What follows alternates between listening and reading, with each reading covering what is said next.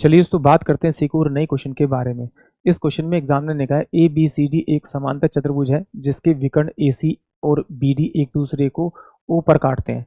यदि E F G H क्रम से ए ओ डी ओ सी ओ और बी ओ के मध्य बिंदु तो चतुर्भुज ई एफ जी एच के परिमाप समांतर चतुर्भुज ए बी सी डी के परिमाप से अनुपात में होगा। किस अनुपात में होगा?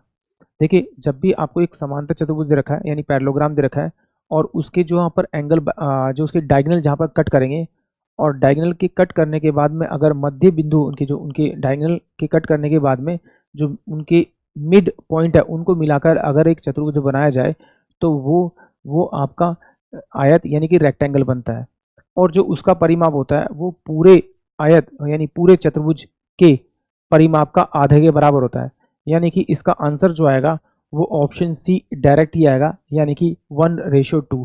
यानी कि पूरे समांतर चतुर्भुज का जो परिमाप होगा वो 2 होगा और जो मध्य बिंदु यानी कि ई एफ जी एच से मिलकर जो बनेगा उसका परिमाप होगा 1, यानी कि ऑप्शन सी। कुछ बातें तो आपको ध्यान रखनी पड़ेगी सॉल्व करने के लिए। अब चलिए इसको एक बार देख भी लेते हैं। एग्जामिनर ने कहा कि मुझे ये ए है, ये आपका बी है, ये आपका सी है और ये आपका डी पॉइंट है। मैंने इसको इससे मिलाया और फिर इस वाले विकर्ण को इससे मिलाया तो ये एक दूसरे को ओ पॉइंट पर मीट करते हैं। ये वाला जो डायगोनल है वो इस वाले डायगोनल के बराबर होगा, यानी कि इस वाले की लेंथ यहाँ तक की लेंथ इस वाली लेंथ के बराबर होगी क्योंकि बाइसेक्ट करते हैं बराबर बराबर। ये वाला जो यहाँ से यहाँ तक की जो लेंथ है वो यहाँ से यहाँ तक की लेंथ के बराबर होगा। अब एग्जामिनर ने कहा कि भाई जो इसका जो इन दोनों का जो मिड पॉइंट है, मान लीजिए यहाँ पर ये मिड पॉइंट है और इसका जो मिड पॉइंट है वो यहाँ पर मान लिया मैंने, इसका जो मिड पॉइंट है वो मैंने यहाँ मान लिया, इसका इन दोनों का जो मिड पॉइंट है वो यहाँ मान लिया। अब ए ओ पर मान लेते हैं ये मेरे पास में आपका ई है, ये आपका एफ है, ये आपका जी है और ये आपका एच है और इनको मिलाता है। वो जब इनको मिलाता है तो यहाँ पर एक इमेज बनकर आती है जो कि आयत होगी, क्योंकि इसके ये वाले जो डायगोनल होगा, ये वाला जो डायगोनल होगा वो इस वाले डायगोनल के बराबर होगा। बट ये जो साइड हैं वो क्या होती हैं, आपस में आमने सामने की साइड है बराबर होती हैं और पैरेलल होती हैं। बट ये सारी साइड इक्वल नहीं होती। क्यों? क्योंकि देखिए, अगर मैं मान लूँ कि ये मेरे पास में इस आयत यानी इस समांतर चतुर्भुज की ये वाली साइड 6 थी तो ये वाली साइड मैं मान लेता हूँ 4, क्योंकि साइडें तो मेरी अलग अलग होनी चाहिए। समांतर चतुर्भुज है तो आमने सामने की साइड तो मेरी क्या होगी, इसकी बराबर होगी। ये 6 है तो ये भी 6 होगी और ये 4 है तो 4 होगी।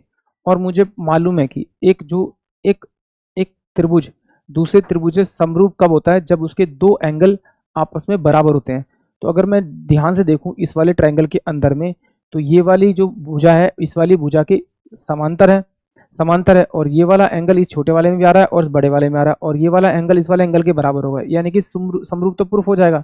और मुझे पता है कि जब 2 त्रिभुज मेरे समरूप हो जाते हैं, जैसे यहाँ पर देख लीजिए, ये वाला अगर ये वाला अगर मुझे 4 दे रखा है तो ये इसका आधा 2 होगा। छोटे वाले त्रिभुज की जो भुजा होगी वो उसके आधे होगी। तो ये 6 है तो इसका मतलब ये 3 हो जाएगी और ये भी 3 हो जाएगी। यहाँ से ये 4 है तो ये 2 हो जाएगी, ये 2 हो जाएगी। अब मुझे पता है कि बाहर वाले की साइडें मुझे पता है, तो 6 4 10 और 10 10 20, यानी बाहर वाले की 20 है तो अंदर वाले कितनी होगी, ये आपकी 3 और 2 5, 5 और 5 10। सोल्व करेंगे तो कितना आएगा 2:1, यानी कि ऑप्शन जो मेरे पास में सी होगा वो इस क्वेश्चन के लिए करेक्ट होगा। यहाँ पर एग्जामिनर ने मुझसे पूछा है कि चतुर्भुज ई एफ जी एच, तो ई एफ जी एच तो मेरे पास में ये वाला था छोटे वाला, फिर बड़े वाले का पूछा था तो बड़े वाले का, यानी कि ऑप्शन सी जो है वो इस क्वेश्चन के लिए करेक्ट होगा। आई होप आप सभी को क्वेश्चन समझ में आया होगा।